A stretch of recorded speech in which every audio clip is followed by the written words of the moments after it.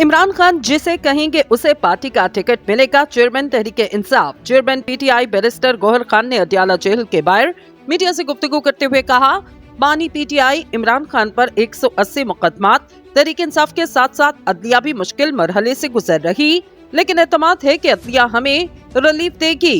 Barrister Gauhar ने उम्मीद जाहिर की बल्ले का निशान इन्हीं की जमात का होगा, आइंदा हफ्ते तक सब कुछ वाज़ेह हो जाएगा। इन्होंने कहा कि इमरान खान जिसे कहेंगे उसे पार्टी का टिकट मिलेगा।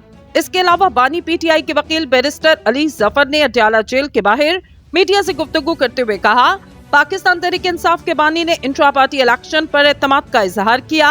इनका कहना है इलेक्शन कमीशन के पास बल्ले का इंतखाबी निशान अलॉट करने के लिए 7 दिन बाकी। इलेक्शन से मुतालिक सुप्रीम कोर्ट के अहकामात की पाबंदी की जानी चाहिए।